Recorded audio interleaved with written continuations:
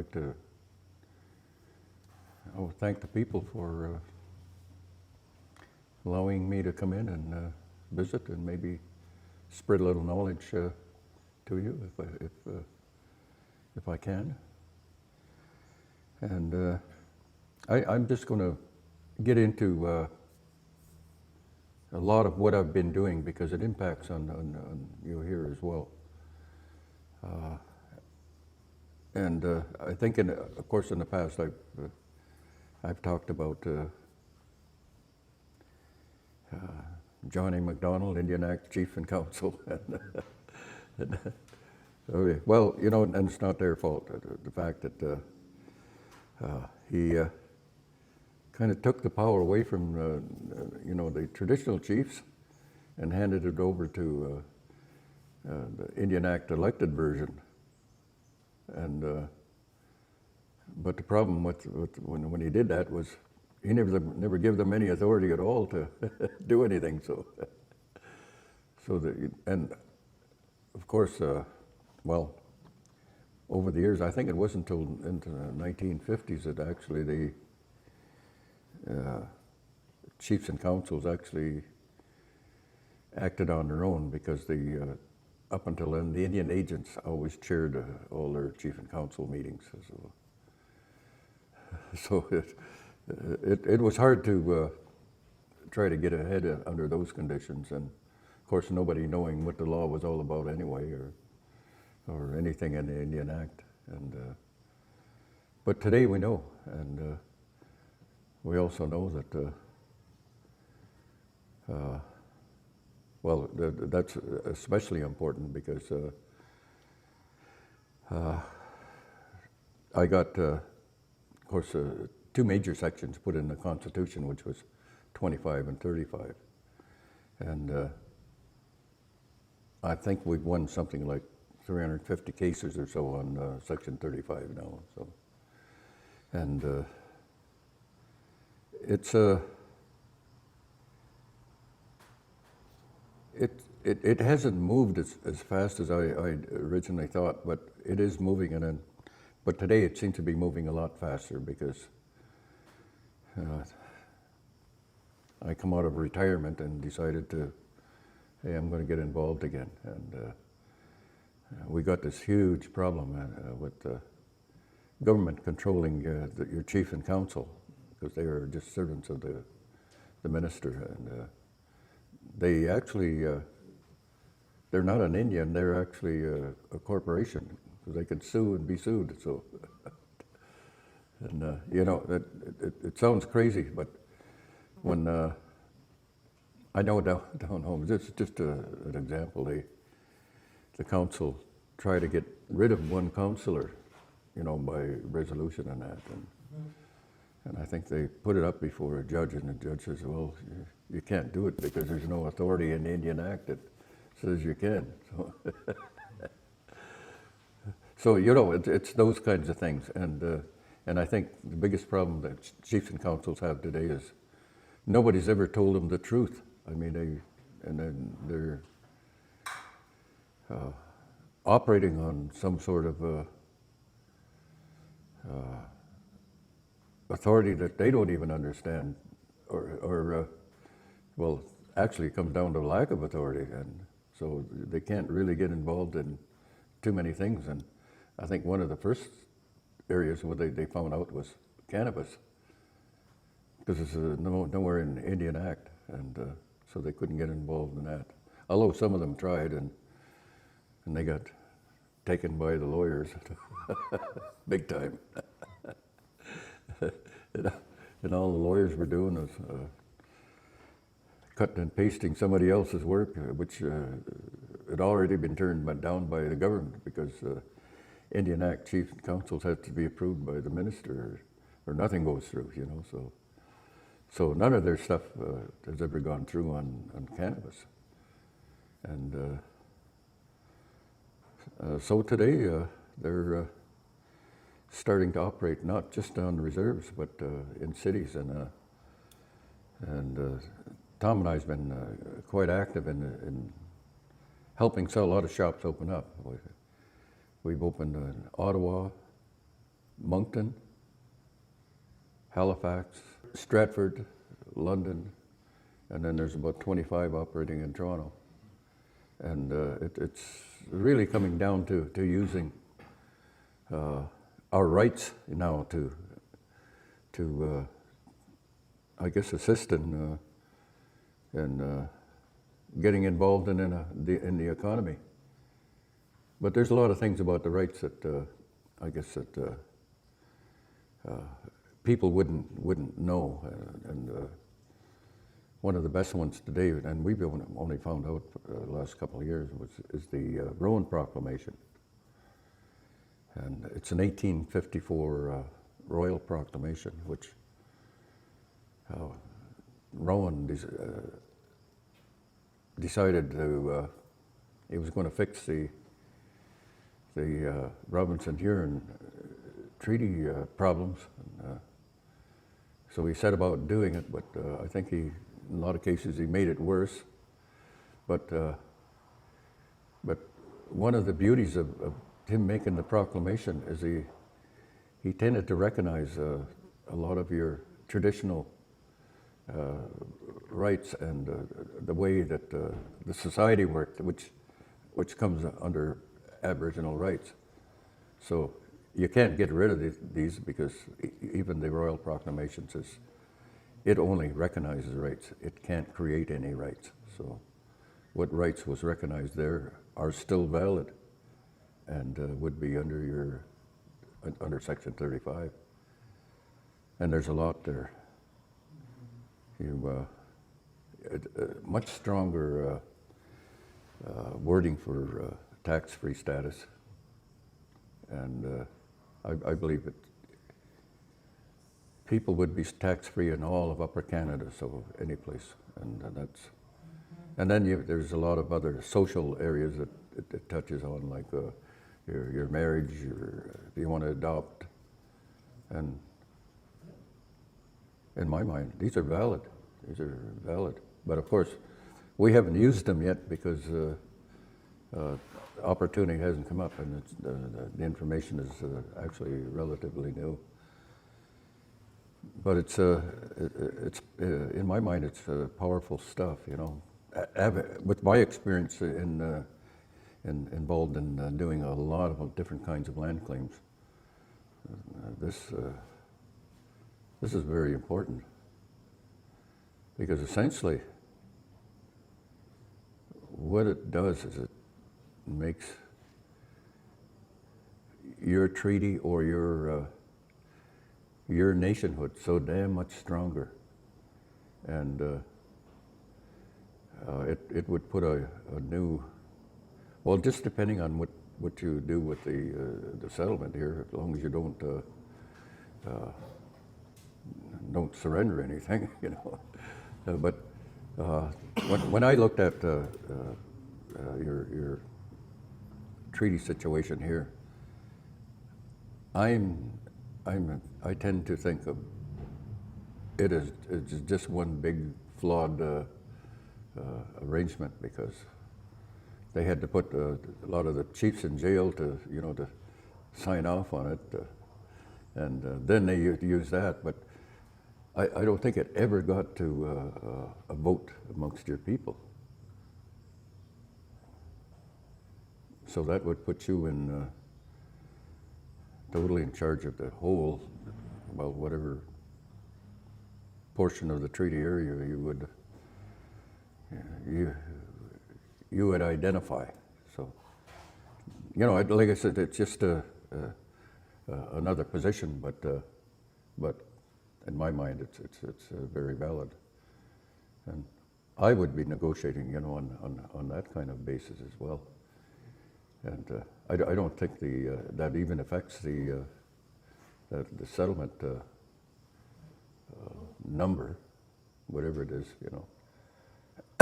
I hadn't gotten involved in that anyway, so, but I'm just looking at something that affects your rights as well, so that. But yeah, you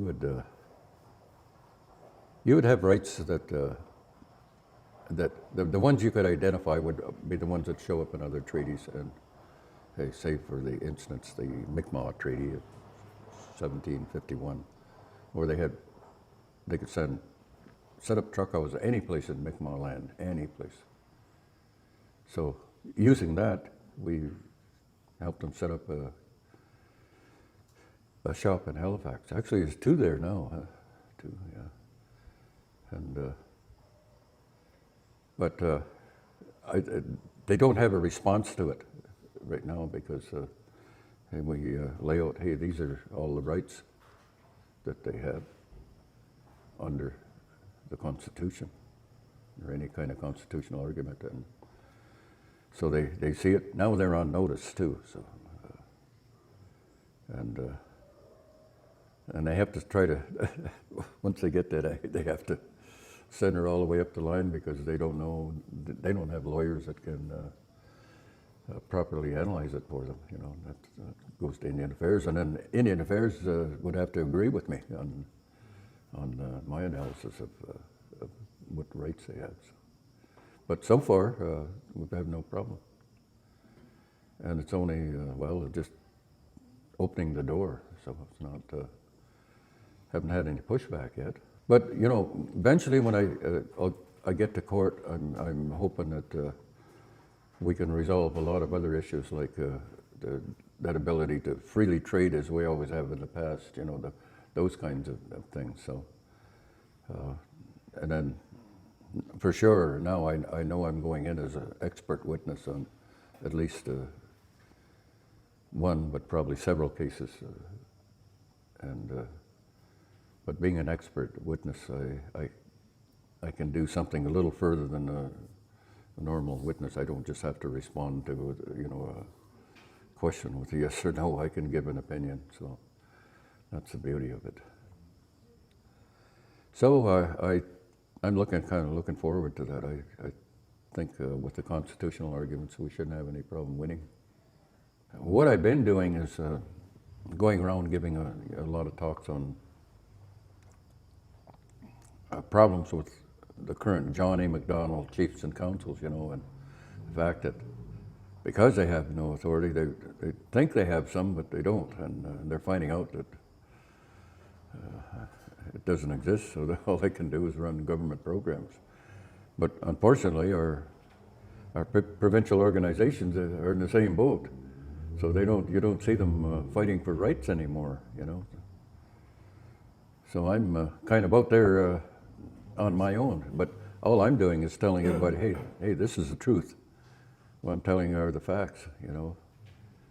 And you shouldn't even be dealing with in lands or rights.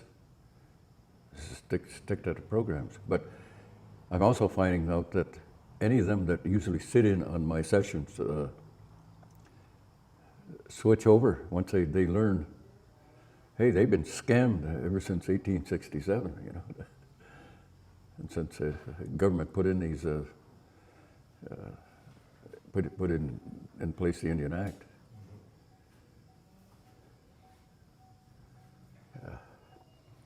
But anyway, the book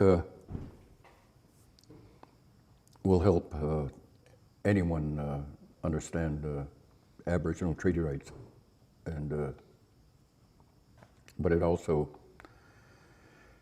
explains how it got into the Constitution and all the work that went into getting it there, and how much are your books? All the things that I had to do, like for instance, open an office in England, so I could lobby around the world. That really got the government. They pulled me aside in a committee room, and Mr. Riley, and Crichton himself, you know. Mr. Riley, you will close your office in England and we'll give you your protection for Aboriginal treaty rights.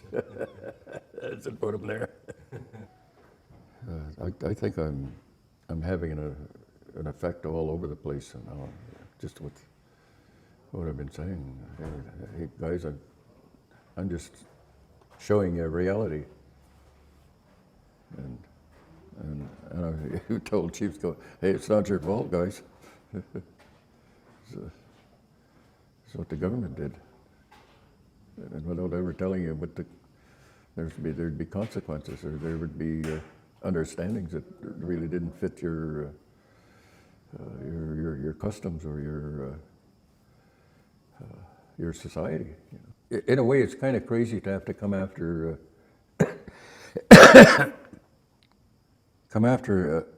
an economic situation using your rights. But that's what we're doing, you know. So it's a different tactic, but it's working because they can't get rid of our rights, and they're superior to provincial and federal law. So. I want to go back to school, right? And Oh yeah, that's okay. something I was told was I can't go back to school because they won't fund me because I don't fit in their criteria, right? I know that's what I said. What? That's crazy, yeah. No, that's discrimination. Yeah, that's for my First Nation. Yeah, I would send them a letter to that effect, what- you know. Yeah, Yeah. that's what I'm planning on. Yeah, because that's, I mean, you can't turn anybody down. No, that's my treaty right. Yeah, I was gonna remind them of that. yeah. I know somebody else too that they're denying Really? education to, yeah. That's not right. No. And it's coming from our own people, right? Yeah. What about the taxation thing? You mentioned the taxation. Oh, well, like I said, the Rowan Proclamation gives us a new angle and a much stronger one than the Indian Act on taxation. The Indian Act, the Indian Act was done to control us, you know, and it was totally racist. So it was used so they could get at access to all the resources. That's what they were really after, and confine us to the concentration camps of little reserves. Some are pretty small out there, and with no economy, so that you'd be stuck with trying to exist on whatever they gave you. So I work off reserve, right? Yeah, And I've been taxed ever since I started working off reserve. yeah, And I find out not last year, year before, one of my colleagues did some research, and he said that if I could get my director to sign a letter, a statement saying that I'm servicing 90% of Indigenous people, then they'll get my taxes back. oh yeah, But I don't know if yeah, that's- yeah. You could make a couple of different cases. I say a couple of different ways. You know, I mean, I would say the Rona is probably the most powerful one, but yeah, yeah. You know, even yeah, that would be the best one. So do some research in Rowan. Yeah. It's you can look it up in the archives now. It's only been out for a couple of years because they hid it. Of course. Yeah.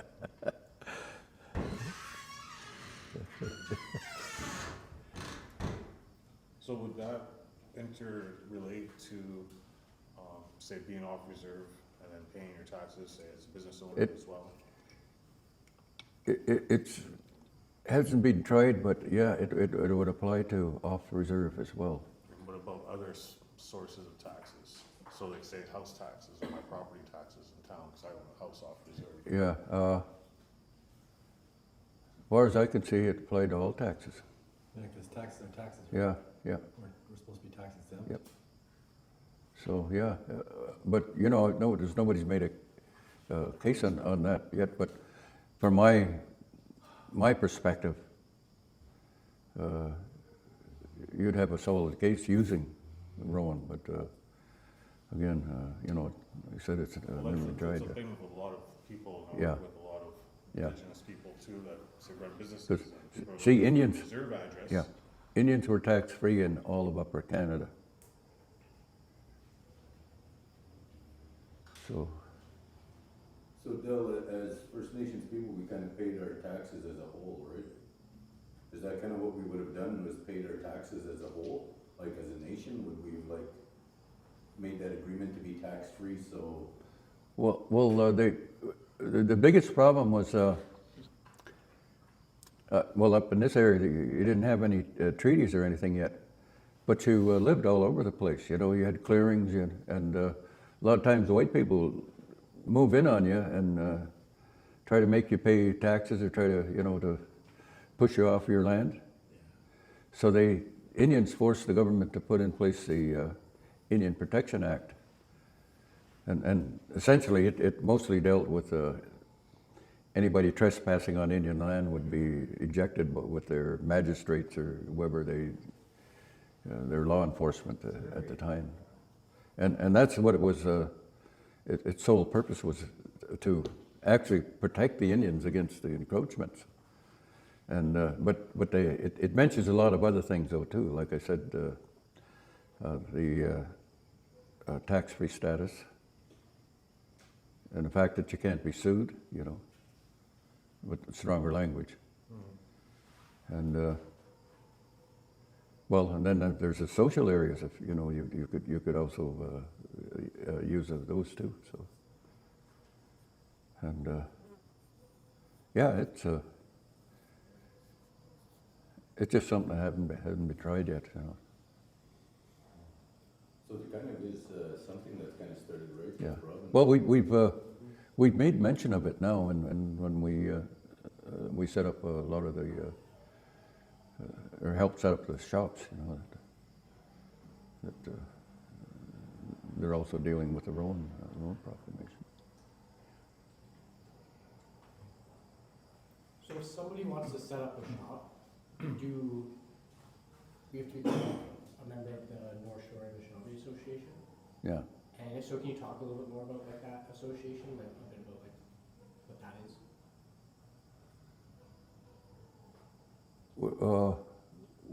Well, if your status, I would say your rights are totally intact in all your treaty area. Because see, they never bought it and they never paid for any of it, so those are totally intact.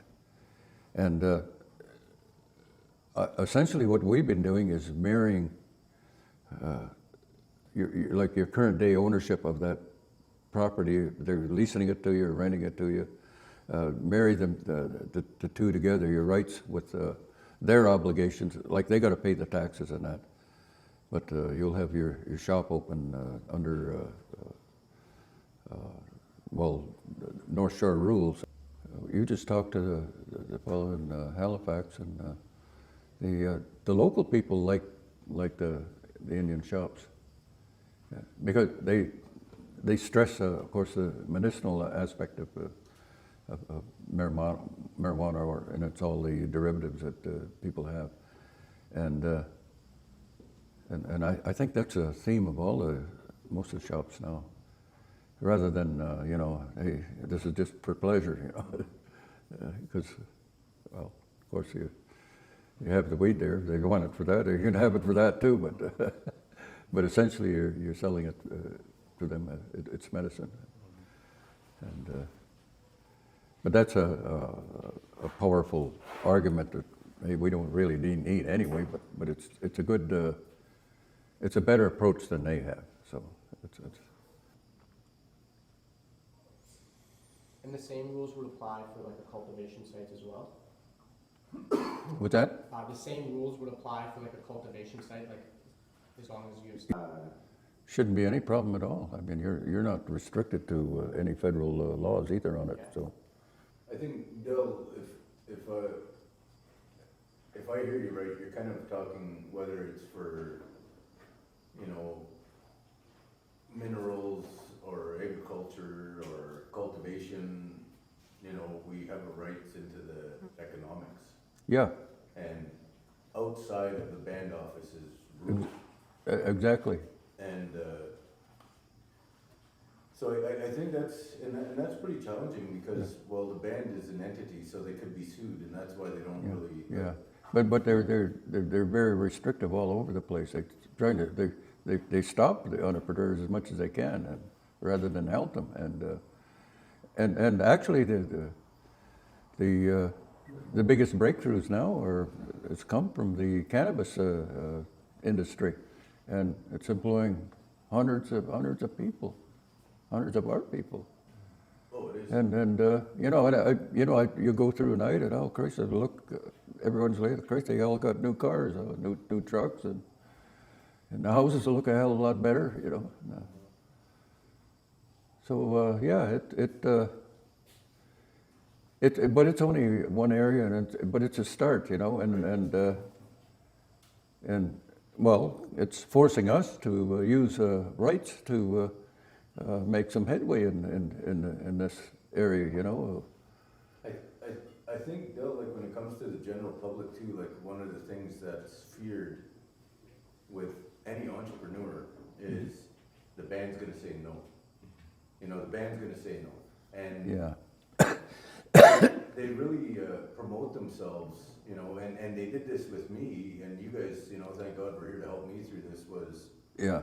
here's a letter, this is a lawyer stating you as a Batchewana First Nations member, ID number, Yeah. you are gonna be charged with trespassing and theft Yeah. within the reserve, right? But I mean, this is what Yeah. those facilities are I mean, yeah. and, Try something. That's a joke. I'd be laughing so damn fast. but at the time, you know, like, Yeah. it's very stressful, and it's fear, you know, you become fearful because your people are fighting you. Yeah. You know, that's how it's viewed, because Yeah. now you get a corporate entity who's in charge of just our funding, now dictating to everybody, this is what you can do. and this Hey, is one in what the you east can't do. tried to ban Tom too. Yeah. Nobody's talking, nobody's talking. We're under new leadership now. We have Mr. Mark McCoy now, our chief. Who is the chief, right? We've been living under Sarah. Yeah, well, for if- years. So look, you got your oldest grandchild, probably 17 years old. They're ruled by a totally different set of interests that I don't understand. We rolled under that direction of that chief. We have a new chief. We have a McCoy now. I think the biggest Well, picture, it could change. and It could change. the bigger picture is how do we get, you know, our men and our women to truly understand their rights and Yeah. responsibilities amongst Yeah. First Nations governing bodies, right? But- Because they could come right now and they could turn all of this Yeah. land into privatized land. Yeah. And turn around and say, Mr. Roach and, you know, Mr. McCoy and Do- everybody else who lives on reserve, now you guys are gonna pay us. Distribute the tape, or put it in on whatever Facebook or whatever you have locally, and let them watch it. And but you'll see them come around a lot, you know, and now that's what I'm finding, and And their biggest threat all the time, Del, their biggest threat is, Yeah. well, we're gonna lose our funding. yeah. You know, that's the biggest threat, no matter what the economics are, they Yeah. always boil it down to, well, if you do that, Yeah. we're gonna lose our funding, you're putting us in jeopardy. You know, And constitutionally, they can't lose it, okay? Because that was another section I put in, is that your funding would not be affected by anything that, so if I wanted to it- start a yeah. liquor store right in here today and start a little poker room, Yeah. I would say you could, Or, I would say legally you could do it, but based on a sort of the whole rights approach to it. okay, like a And- traditional yeah. governing body. Yeah, and you've just got to use that to supersede federal and provincial nonsense that they have out there right now. Okay, so let's say, Del, say the men in the area, say we had a group together that kind of facilitated our clans, our roles, we understood our responsibilities. Yeah. What kind of authority or jurisdiction do Anishinaabe traditional people have? I would say form a group, formal group of traditional people, and let them give the blessing as traditional clan people on whatever enterprise you might be proposing, and then that's superior to chiefs and councils. So you can do it that way, or like I said, the authority that your nation has lies with all of the people, but you don't have the system set up to sort of pull that together, and the band can't pull it together. But you're if you start organizing and you start using your clans to make and approve those kind of decisions, but do it, but write it down, and so that today, unfortunately, everybody likes paper, a record of things, so that you maintain a record now, and that's getting back to your real roots, and that's powerful. It's but if you form the group and start talking about these things, it's and I think they should be talked about, because even like your total reserve area, why is it so small, really, and what is the real status of it? And, but I just told you guys, because you'd never approved by vote. So, What the 1850 was, I'd say you still own all of it. Yeah. especially as people, right? Because isn't that how things were kind of gifted to Yeah. traditional people, First Nation people? Yeah. So, Del, what if like say this group here, how many of us? There's 8 of us, 9 of us here. Yeah. Say 9 of us opened a business right now in London, England, and we called it First Nations Land Claims and Resource Claims Incorporated, just to stir some feathers. It would be the best thing that could ever happen, but I'd probably change the name a little different than that. I'd say, because they had treaties with us, I would say call it a treaty office. See, and then nobody can argue against it.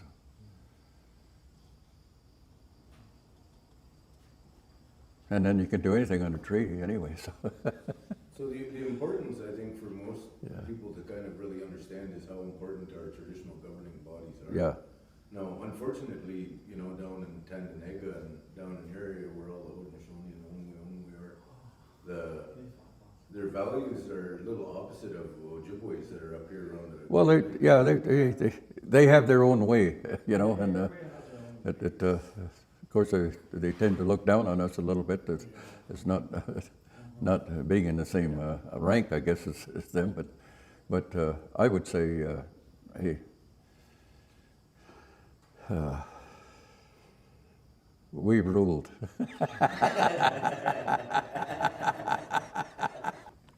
But I'm good friends with the Iroquois, so I get along with them good. So. And if I can help them out in any way, I'll gladly do it. Del, were you ever involved in any of the heavier, altercations that happened with First Nations people and like Indians and the government? In Restigouche, yeah, I was involved there.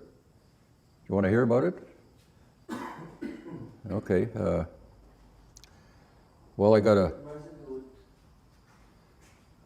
a call that Restigouche, the houses right in Res had all been raided by the Quebec QPP and conservation officers, and they were in raiding their fridge, pulling fish right out of their freezers, and then marching through like with their jack boots on and like they were soldiers and that, and well, nobody was ready for that. But what they were really trying to do was to stop them from fishing salmon as they'd been doing for thousands of years, you know. And so I come in right away. I flew in and I brought staff with me, and I brought a communication system that you know, that we could set up different places and communicate. And I also set up a war office whereby, you know, we could control everything and what was happening in different spots. And we were actually preparing for a second, they were going to come in a second time. But now the Mi'kmaq all pulls out their guns. And this time they were ready. And fortunately, they knew. Well, they fired a few bullets. I think some of our guys may have fired back too, but and they just stopped. So then the Mi'kmaq, they had all of the roads blocked off, any entrances, and they had, you know, their trucks overturned there, and I had a lot of Vietnam vets there that had come in too, and so they built these bunkers, you know, like machine gun bunkers you'd see in Vietnam. They had all the road entrances done in those bunkers, and it looked like a war zone. So. But police never come in again because I think that the closest they come, they try to send some reporters over in a boat, and our guys bounced a few shells off the boat, so they turned around and went back. But it kind of it kind of stopped there. There was a stop to things, and but I had everybody prepared. You know, if you're going to fight, then you're going to fight, and but we were ready for it, and oh, there's a lot of the big towers would have come down too there, so, but didn't quite get to that because they never come back. But then I had the Minister of Indian Affairs.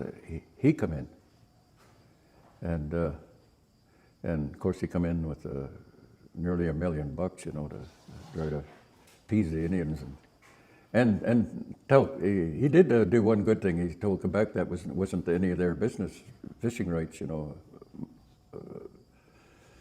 with the Indians, and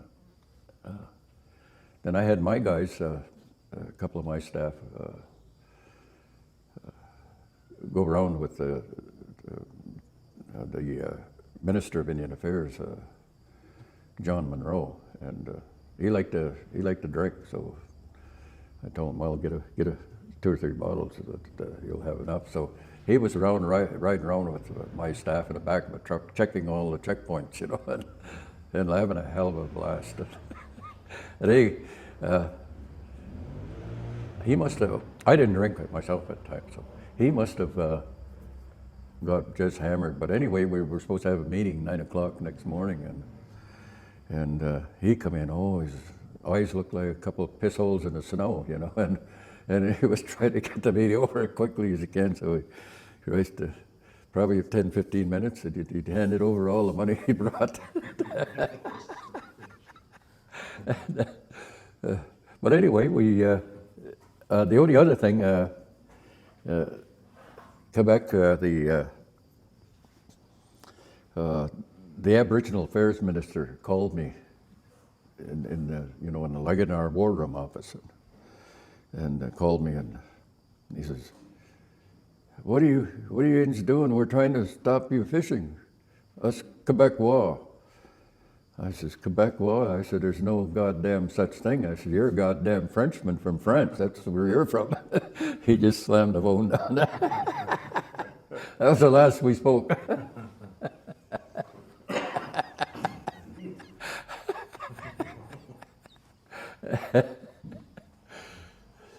But it all subsided after that. And what I did is I called a national chiefs meeting in. And we had a national chiefs meeting there, and of course, nobody's going to come in and attack all the chiefs. But hey, I used whatever devices I had at my disposal there, and probably stopped something, more serious from happening. So, but at least they don't have any fishing problems anymore. Yeah. But yeah, and then I've been in Anishinaabe Park, and well, I went to Oka. We took a load of food to them, but that's my only other real connections. But I knew all of the AIM people, and they just said, "We'll do our thing. You do your thing," with the politicians. So that's what I did. Then I think our community during the Oka thing, all the hydro towers went down there. And they what the heck, as it happens, called me and then asked me if I was involved. And I said, "Oh, geez, you got to be crazy. There's no way." And I said, besides, I said, she said, "Well, who would have done it?" Well, I said, obviously, somebody's upset about what's happening at the Oka. So, but you'd have to ask them, and I don't know. Damn French. Yeah. And then they hung up the phone on me. Use that.